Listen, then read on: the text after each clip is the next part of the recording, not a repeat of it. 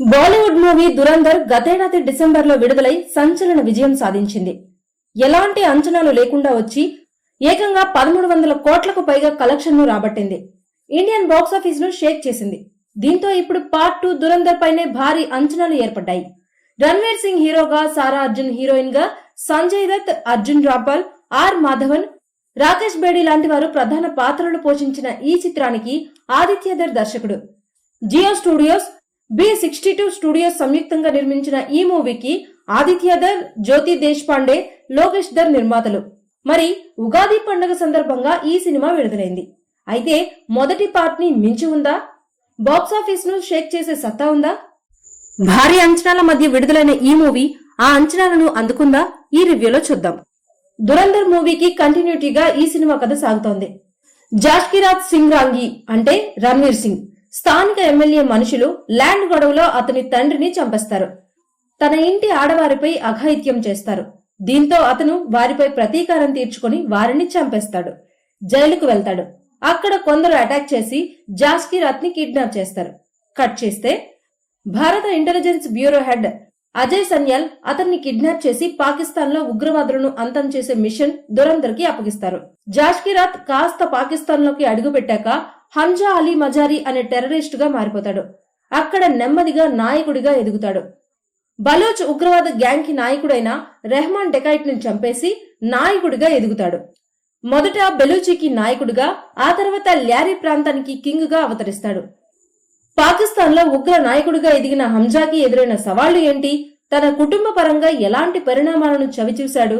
ఎవరికి అనుమానం రాకుండా ఎలా మెయింటైన్ చేశాడు? పాకిస్తాన్ లో తన చక్రం ఎలా తిప్పగలిగాడు? అంతిమంగా అక్కడ ఉగ్రవాదులను ఎలా అంతం చేశాడు? ఈ క్రమంలో ఎలాంటి స్ట్రగుల్స్ ఫేస్ చేశాడనేది సినిమా. దురంధర్ మూవీ సంచలన విజయం సాధించడంతో దురంధర్ 2 పై భారీ అంచనాలున్నాయి. మరి ఆ అంచనాలను ఈ మూవీ అందుకుందా అనేది చూస్తే ఆ సినిమా స్థాయిలో ఉంది, కానీ దాన్ని మించి అయితే లేదు. ఫస్ట్ పార్ట్ ఎలాంటి అంచనాలు లేకుండా వచ్చింది. ఆదిత్యధర్ టేకింగ్, యాక్షన్ సినిమాని వేరే స్థాయికి తీసుకెళ్లాయి.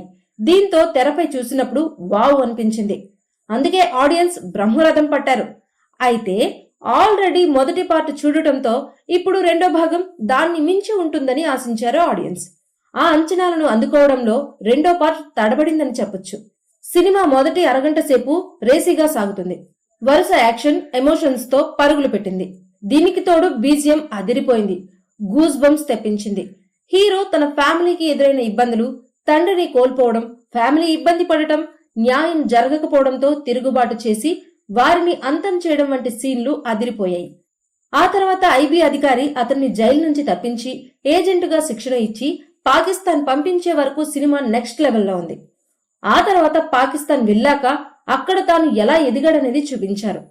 బలూచికి, ల్యారీకి కింగ్ ఎలా అయ్యాడనేది చూపించారు. అక్కడ ఉగ్రవాద పరిస్థితులు, రాజకీయ పరిస్థితులను కళ్లకు కట్టినట్లు చూపించారు. ఈ క్రమంలో సినిమా స్లోగా సాగుతోంది. తాను కింగ్ గా ఎదిగేందుకు హీరో వేసే ఎత్తులు, ఉగ్రవాదులను ఒక్కొక్కరిని తప్పించి తాను ఎదిగే సీన్లు బాగున్నాయి. ఆ తర్వాత కథ అక్కడక్కడే తిరిగింది. ఇంటర్వెల్ బ్యాంగ్ అదిరిపోయింది. నోట్ల రద్దు వెనుక స్టోరీ కూడా బాగుంది. సెకండ్ హాఫ్ లో కొంత రేసీగా అనిపించినా ఆ తర్వాత మళ్లీ మొదటికొచ్చింది. తనే ఏజెంట్ అని తెలిసినప్పుడు ఇక పోరాటమే మిగిలి ఉంటుంది. అదే రివెంజ్. ఆయా ఎపిసోడ్లు బాగున్నాయి. క్లైమాక్స్ అదిరిపోయింది. అనంతరం ఎమోషన్స్ కూడా కట్టిపడేసేలా ఉన్నాయి. అయితే సినిమా ఎక్కువగా యాక్షన్స్ తో పాటు ఫ్యామిలీ ఎమోషన్స్ కి ప్రయారిటీ ఇచ్చారు.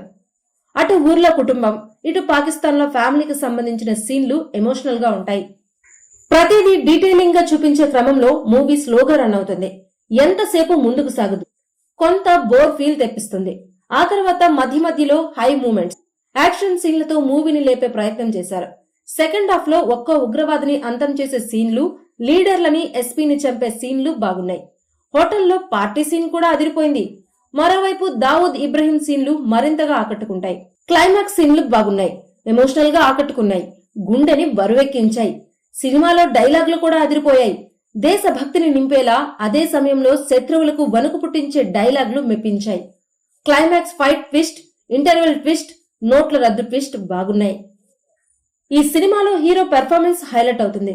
అలాగే సంజయ్ దత్, ఆర్ మాధవన్ రోళ్లు బాగా ఆకట్టుకుంటాయి. బీజీ అదిరిపోతుందనే చెప్పొచ్చు. సినిమాకి పెద్ద మైనస్ నిడివి. 3 గంటల 49 నిమిషాలు అంటే మామూలు కాదు. మొదటి సినిమా చూడటంతో దీనిపై భారీ అంచనాలుండగా దాన్ని అందుకోలేకపోయింది. కొత్తగా ఏం చూపించలేదు. చాలా వరకు మొదటి పార్ట్ సీన్లు రిపీట్ అవుతాయి. అవి మూవీపై ఆసక్తిని తగ్గిస్తాయి. ఇందులో ఫ్యామిలీ ఎమోషన్స్ కి ప్రయారిటీ ఇచ్చారు. ఆ స్థాయిలో ఎమోషన్స్ కనెక్ట్ కాలేదు. మొదటి అరగంట స్థాయిలో మూవీ లేదు.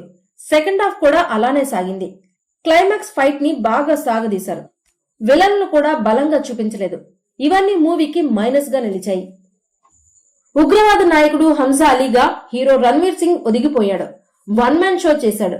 స్ట్రగుల్స్ పడే వ్యక్తిగా, ఉగ్రవాదిగా, దేశం కోసం పోరాడే వ్యక్తిగా హీరో నటన అదరగొడుతుంది. యాక్షన్ సీన్లు, ఎమోషన్ సీన్లు, మాస్ డైలాగులు, దేశభక్తి సీన్లలో మెప్పించాడు. ఎమోషన్స్ పరంగాను ఎరగదీశాడు రణ్వీర్ సింగ్. ఒక్క మాటలో చెప్పాలంటే రణ్వీర్ సింగ్ మూవీని ఎక్కడికో తీసుకెళ్లాడు. సారా అర్జున్ ఉన్నంతలో మెప్పించింది. ఎమోషనల్ సీన్ లో బాగా చేసింది. ఎస్పీగా సంజయ్ దత్ పాత్ర ఎంటర్టైనింగ్ గా ఉంటుంది. ఆయన కూడా బాగా చేశాడు. మేజర్ ఇక్బాల్ గా అర్జున్ రాంపాల్ నటన కట్టిపడేస్తుంది. ఆర్ మాధవన్ నటన మతిపోయేలా ఉంటుంది. క్లైమాక్స్ లో అందరి చూపు అతనిపైనే పడుతుంది. ఎత్తుగడలు, క్లైమాక్స్ ట్విస్ట్ లో ఆయన నటన వావ్ అనిపిస్తుంది. మిగిలిన నటీనటులు పాత్రల పరిధి మేరకు మెప్పించారు. టెక్నికల్ గా సినిమా చాలా బాగుంది. స్టైలిష్ గా తీశాడు దర్శకుడు ఆదిత్యధర్. టేకింగ్ పరంగా తన టాలెంట్ ని చూపించారు. చాలా ఇంటెన్సిటీతో రూపొందించారు. కథని చాలా డీటెయిలింగ్ గా చెప్పాడు. డైలాగులు అదిరిపోయాయి. స్క్రీన్ ప్లే వేరే లెవెల్. కాకపోతే నిడివి విషయంలో, సాగదీత విషయంలో బాగా చూసుకోవాల్సింది. ఇక క్లైమాక్స్ షార్ట్ గా తీయాల్సింది. ఆ సమయంలో వచ్చే డైలాగులు బాగున్నాయి. శాశ్వంత్ సచ్దేవ్ మ్యూజిక్ చాలా బాగుంది. వికాస్ నౌలాకా కెమెరా వర్క్ కూడా బాగుంది. కెమెరా యాంగిల్స్ కూడా బాగా ఆకట్టుకున్నాయి. ఎడిటింగ్ కి పని చెప్పాల్సింది. నిర్మాణ విలువలకు కొదవే లేదు.